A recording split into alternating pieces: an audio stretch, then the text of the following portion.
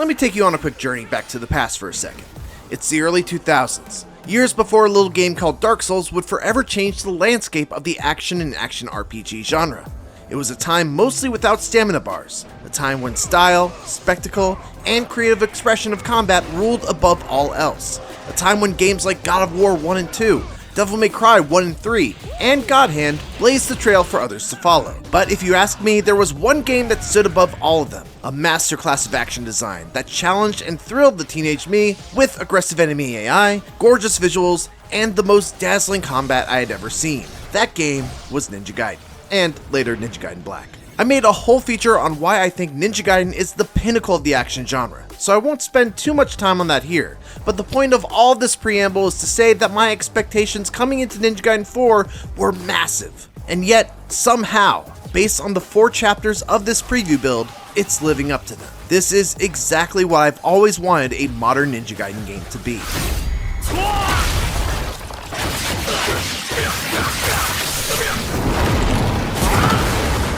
Let's get one thing out of the way first. While this is co-developed by Platinum Games, make no mistake, this feels like Team Ninja's Ninja Gaiden through and through, regardless of whether you're playing as Ryu Hayabusa or newcomer Yakumo. There's no split of Yakumo's levels feeling like a Platinum Games protagonist, and Ryu's feeling like traditional Ninja Gaiden. The two characters do have distinct playstyles and movesets, but you'll be doing a lot of the same tricks with both characters, from Izuna drops,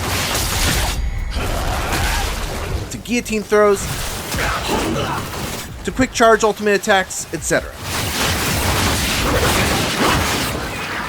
Where Platinum's influence is truly felt is in the absolutely wild segments in between bouts of combat. One level felt like a demonic 3D Sonic stage as I had to bounce between physics-defying rails while avoiding getting shot by a helicopter, using my grappling hook to pull myself from rail, to wall, back to rail, finishing off with a dramatic leap into an assassination from above to kickstart the next combat encounter. It was just one of the many times I grinned like a giddy little child, laughing out loud and shouting, "That was so sick!"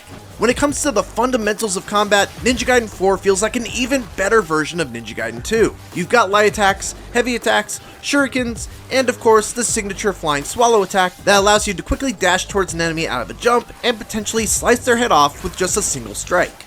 New to Ninja Gaiden 4 is a powered up form for both Yakumo and Ryu, accessed by holding down the left trigger that allows them to use slower but much harder hitting attacks, powered by a meter that is filled primarily by landing hits with your base form and by using obliteration techniques on dismembered foes.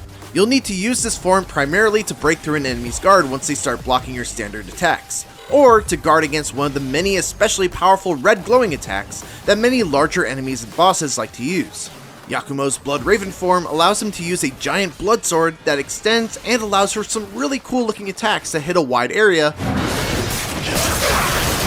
while Ryu's Gleam form allows him to use the kinds of multi-hitting high-speed sword slashes that you would normally get from charging up an ultimate technique.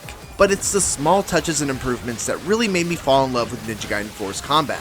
The way that guillotine throws now home in on enemies and can be used to knock airborne foes out of the sky. The way you're now more encouraged to use the environment to your advantage thanks to powered up flying swallows when you use them out of wall runs. How you can now use quick charge ultimate techniques right after landing from an Izuna drop or flying swallow. Or the way you can grapple up to zip up to a flying drone, leap off them, land a couple strikes on a flying enemy, and then literally yank them out of the air and pile drive them into the ground. That was so sick!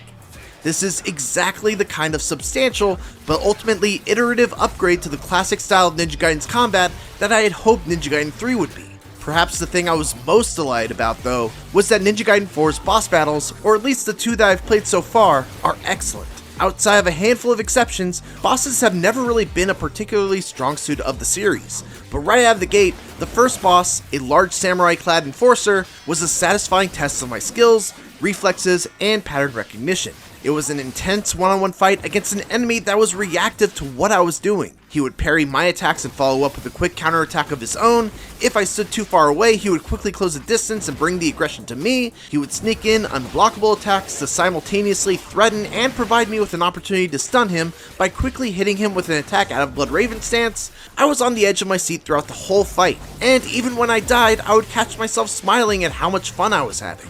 The second boss was a little less traditional, as after our first encounter she fled, leaving me to chase her through a distorted demon hellscape, but the actual battle itself was no less impressive. She wielded a giant umbrella that she would twirl around continuously, forcing me to be precise with my blocks whenever she got close. Another thing I appreciate about both these fights were the grapple points that I could quickly use to zip out of the way, and then flying swallow right back to keep up the aggression. My demo gave me a ton of skills unlocked right from the start, and while that was very much appreciated in the sense that I had Ryu and Yakumo's full set of tools available for me to play around with, it also didn't give me a good sense of what the progression would be like in the full game, and how much of that arsenal do Ryu and Yakumo start off with, which is something that I am very much looking forward to figuring out once I get my hands on the full version. At the very least, I can say that the training and tutorial tools in Ninja Gaiden 4 seem excellent. There's a full training mode where you can practice against customizable enemies, you're able to look back and get explainers with video on every technique that you've learned, full combo lists, the whole works. While the levels are linear and I didn't happen to find any golden scarabs or crystal skulls, there are still things to do and find off the beaten path. There are terminals throughout the level that come with submissions, such as defeat X number of enemies in Y location, or locate a number of creatures called Gordies that are gourd-shaped fiends that you can capture by completing a quick button press minigame. By far the coolest thing to find though are the combat challenge rooms, where you can actually set your health handicap and get a reward based on how hard you make the challenge for yourself. I love the challenge rooms in the OG Ninja Gaiden 2, so I was super happy to see a form of them return. And the ability to essentially set your difficulty is a cool change that gives you an appropriate reward for the effort you put in. The currency you gain can be used to purchase items and abilities at the shop, but again, I didn't really have to engage with this all that much in this preview build since most of the things I needed were already provided to me.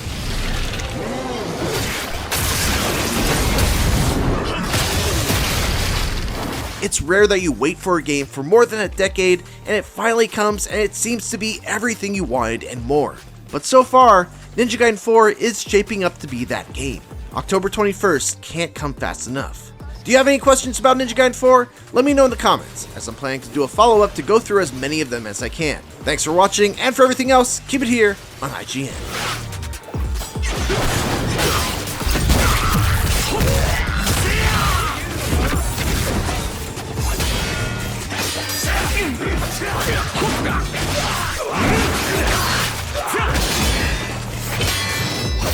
Come on!